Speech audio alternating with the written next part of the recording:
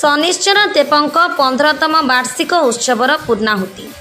ढेंकानाल सहर town planning office छकठे शनिश्चर देवଙ୍କ 3 दिन धरी चलिथिबा 15तम वार्षिक उत्सवर पूर्णाहुति अनुष्ठित होई जाई अछि।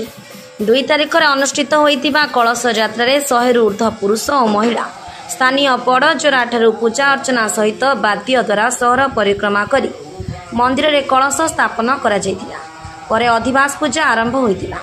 प्रत्येक दिन प्रातः मंगल आलती, सूर्य पूजा, गो पूजा, मंडल पूजा, शनि राहु केतुंकर 16 उपचार नीति रे पूजा अर्चना सह तोटा ओषा और गीता यज्ञ अनुष्ठित होइतिला।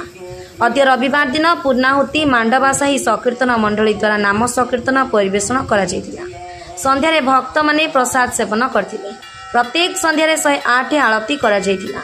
मंदिर पूजक विभूति भूषण पंडा, मुख्य पूजक जगेश्वर मिश्र और दिवाकर मिश्र पूजा कार्य को सुचारू रूपे तुलाई।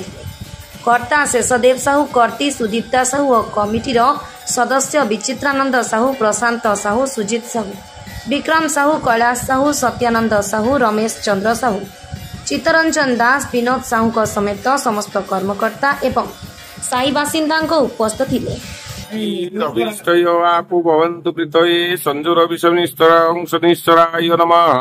बर्तमान आम टाउन प्लानिंग चक्कर शनिश्वर महा विश्व शांति महायज्ञ अनुष्ठित होती।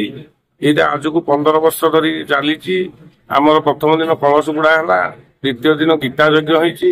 आज तृतीय दिन में शनिश्वर होम आउ सर्वदेवा होम कलापर आम संध्या 7:30 बेलू पूर्णाहुति कार्यक्रम अनुष्ठित हो। पूर्णाहुति सरला प्रसाद सेवन व्यवस्था रही। प्रसाद सेवन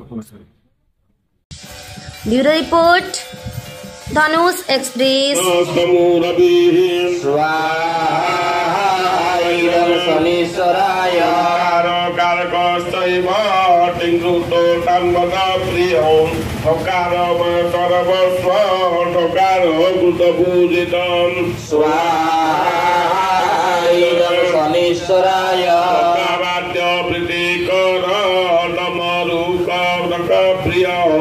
दम्बर प्रभु दम्भ लोकानाद प्रियंकर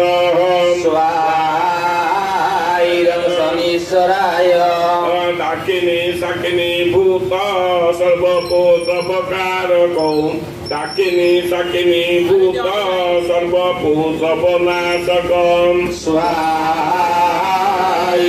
शनीश्वराय रूप दंडिको लोकार जपसु प्रिय लोकारमय मंत्रार्थ लोकारिक शिरोमणि शनीश्वराय लोकार वचनानंद लोकार करुणामय लोकारमय सर्वस्व लोकारिक परायण स्वाहा